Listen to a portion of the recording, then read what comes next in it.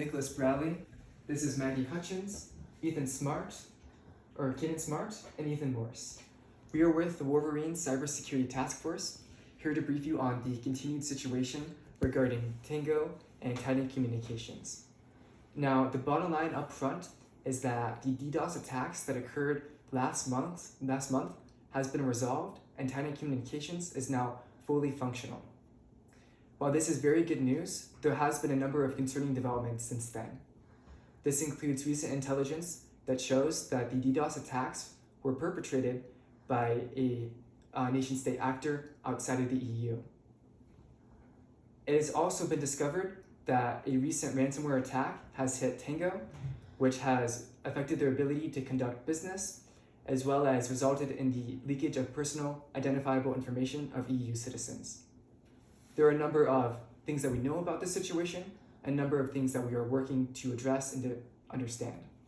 The things that we know that a foreign intelligence or state actor has been behind the attacks on Titan. We know that a stolen and encrypted files from Tango include the personal identifiable information of millions of EU citizens, and it is also known that the ransomware attack on Tango likely constitutes a GDPR violation, which could result in lawsuits for Tango. There are a number of things that we do not currently know. We do not know enough intelligence to attribute the DDoS attacks on Titan to any specific nation state. We do not know the locations and affiliations of the threat actors that attacked Tango, and we do not know the scope of the ransomware attacks, the data retained, and the data exfiltrated from Tango. I'll now provide a situation analysis on Titan, Tango, and the EU Commission meeting that they just had. So now that Titan has restored their systems, they're looking to improve their security. They're doing this with an internal investigation, as well as by calling upon Tango to be a co-investor into the underlying infrastructure to hopefully prevent this type of attack from happening again. Now, Tango has reported a ransomware attack against them. They reported multiple vulnerabilities that allowed cybercriminals to come in, encrypt the PII of millions of customers, including many in the EU region, and they've threatened to release that PII unless the ransom is met. Now, Cassandra, the home country of Tango, has requested that Tango be exempt from any fines related to GDPR violations. They also claim to have intelligence suggesting that the cyber criminals involved are located in the EU region, something that we are not able to verify at this time. The EU Commission recently met. They are urging Tango to be more cooperative in this investigation, and multiple members of that council mentioned that they have intelligence saying that the attacks earlier this year on the EU systems and on Titan were at the behest of affiliated nation states outside of the EU region, which is a major concern. Maggie Hutchins and myself will now go over and address our policy options and alternatives.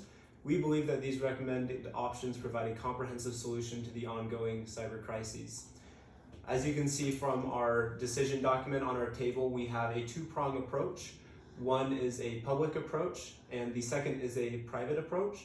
We have broken these down into a recommended section on the left, and we have provided alternatives for your discretion on the right-hand side.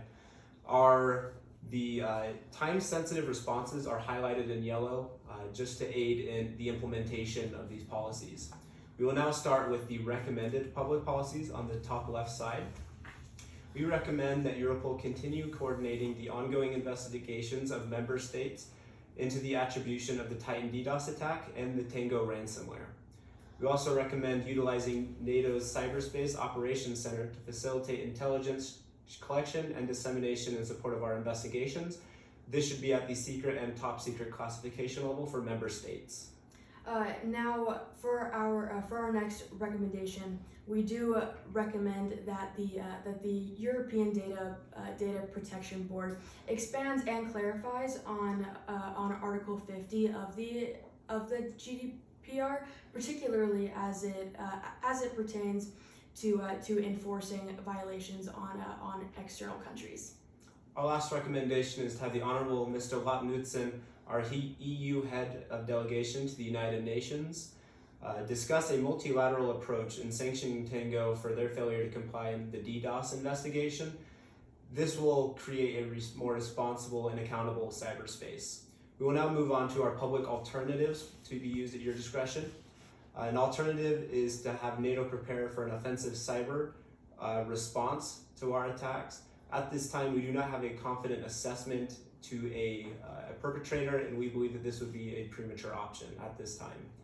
Another alternative is to have the Directorate General of Communications, Networks, Content, and Technology increase government oversight to telecommunication companies to ensure safety requirements are met. At this time, we do not believe that this is advised, as communication companies like Titan have done so well in their mediation efforts after their attacks. We believe that we should reward this good behavior by taking a more hands-off approach and letting them implement their own policies that have been successful. Moving on now to our private section of the policy options. Our first policy recommendation in this section would need an immediate response, and it is for ANISA to issue a TLP green publication to the European Telcos ISAC, and we want to facilitate intelligence sharing regarding the Titan incident and best practices moving forward to prevent similar instances.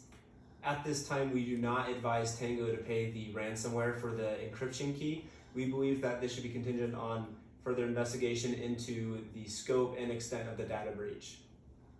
Our next recommendation, which would also require an immediate response, has to do with using Article 58 of the GDPR, since there are so many potential violations from Tango, and we recommend using the threat of product limitations to facilitate Tango's cooperation.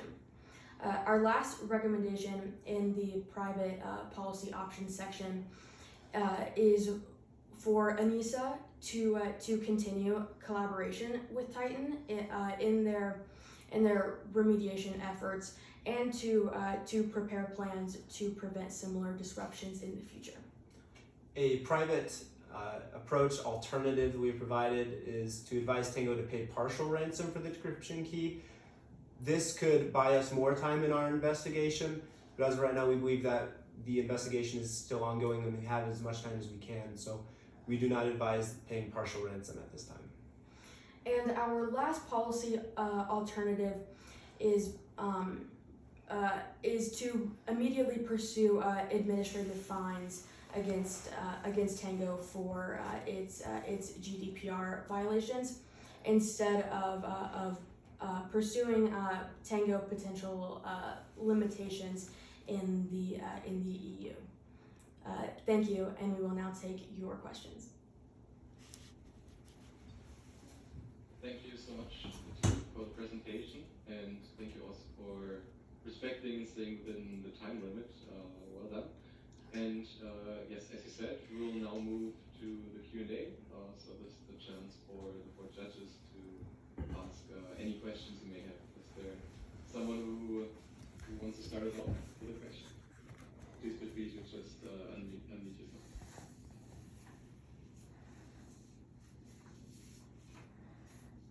Yes, Ms. Coventry, please. Hi, very quickly. Just could you clarify public versus private when you discussed the public recommended and talked about confidential and highly sensitive, etc. I'm trying to figure out how this is public.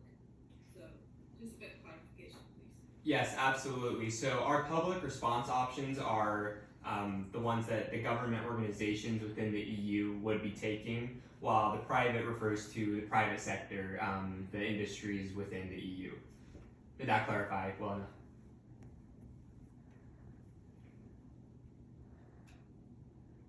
Yes, thank you. I just misread that as in the public domain.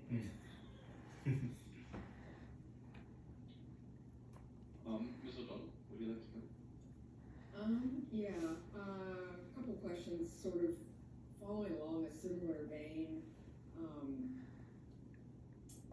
I did did note that you said the private company the main company affected had done a good job in mitigating, but are you sure? What steps are you taking to ensure they're taking the actions that they set out in their public communications, which might be more about PR damage control than actually protecting our users and our citizens? I'd also like to know what you're thinking in terms of your public communication strategy. What are you doing to shrink the space for organic and malicious disinformation that could affect the real world behavior of citizens that could be destabilizing? And I can take your first question there. And so Titan has been very cooperative in sharing information in their investigation. Their services are back online. They're still doing some mitigating investigations and work, but for the most part they've been very cooperative and their systems are back online. Tango, on the other hand, has been less cooperative, and one of our intelligence is on their internal emails, and we can trust that with a low confidence assessment. And can you repeat your second question, please? So what is your public information strategy? What are you going to do to calm the public as well as proactively shrink the space for disinformation? Anything that happens in the real world now immediately spawns disinformation that can be driven purposefully, but also just misinformation and conspiracy theory enthusiasts. They can cause real world behavior that can be very destabilizing, such as runs on banks, public panic protests. When things like this happen with this conspiracy theories, they fill up. And this happens immediately, and we see it every day. So I'd like to know what you're proactively going to do to shrink that disinformation, to shrink the space for disinformation proliferate and keep the public informed and calm. Yeah, as part of that, we want to make sure that we're communicating well with the private companies that have been affected, those in the same industries that could be affected. So part of our communication strategy is to work with them and to make sure that communication is very clear. In a previous presentation, we mentioned our strategy for reducing that disinformation by being clear to the public about what's happening. And then we also want to ensure, though, that as we're putting out information, we're not limiting or removing our ability to deal with the threat actors or to investigate that. And so it's definitely a delicate balance, but we feel that communication both with individuals and citizens and with companies is very key in this situation. We also believe that using the United Nations as a forum to talk about Tango's failure to comply in their investigation provides a lot of opportunities for the EU's Commissioner spokesperson to bring out a public release and a press release for more information on this. May I follow up this thread? But first of all, good, very early morning, Laura. I follow up this is the question. What about using social media in this situation? And there's a lot of happenings on social media going around as you know. yes, and are you talking about social media broadly or just Tango's social media platform? It's an open question for you. Okay, I appreciate that. So I don't think we see our role as by any means stopping conversation or limiting conversation. People are allowed to believe in conspiracy theories and suggest those on social media platforms. However, we do believe that by having a consistent message with the government and the private sector, by building those bridges between organizations, that we can put forth a strong message that is clear to citizens, that can be they have something to look to and understand at their level. And that's why we focus so much on having that public and private partnership in dealing with this crisis. And just to add on to that very good response, one of the big issues with disinformation is it can be hard to combat it at its source. So typically one of the best ways of resolving those issues is to provide the correct information and to do that in a timely manner. And that's part of why we want to use our delegation to the United Nations, as well as contacting our private sector partners as well to get this information out there quickly.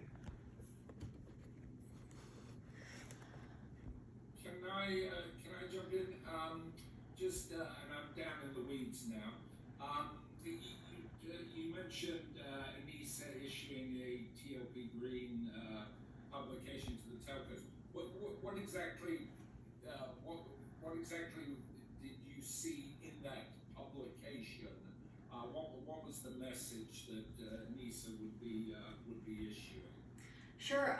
First, this would include just various details about what occurred to Titan, and more specifically, how what occurred could also affect other telcos companies. So the goal of that would be to decrease the likelihood of an attack happening to a separate telcos company in a similar way to Titan. Okay, and follow up on that. I mean, do you think TLP green or TLP amber maybe, in the sense of would this be information that if it was really if it was treated as TLP green, could it in a sense fall into the wrong hands and be used maliciously? And would any of that information be at risk? Sure, I think that our recommendation for that would be for this specific publication to stick to a TLP green level. So anything that would kind of encroach on the more amber territory could be left for a separate publication. And since we are still finding out additional details as to what actually happened, a lot of the super sensitive information for those telcos companies that would make it TLP amber, we don't have all of that information yet. So at this time, we feel that the TLP green is the way to go, as that is at this time what we have available to pursue. It's also worth noting that a lot of the attack vectors used by the malicious actors are pretty common vulnerabilities. They use social engineering and what are called CVEs, which are already publicly known, so we wouldn't be talking about any new threats or any zero-day vulnerabilities in that sense. Right. Good. Yeah, I have nothing else. Thank you. We're actually approaching the 10-minute mark. We have like 1 minute left, so if there's any question left, we could address that. Last chance. Otherwise, I would suggest we move to the next step, which once again is the grading and scoring in the breakout session. And I will start the breakout room in just a little bit. And once again, I would kindly ask the team to stay in the main room for 5 minutes. And I'm aware that it's rather late or even early in the morning for all of you. So thank you so much, and for bearing with us for a little bit. So 5 minutes of grading is left, and afterwards, followed by 15 minutes for the feedback. So just give me a brief moment, and the judges and myself will go to the breakout room and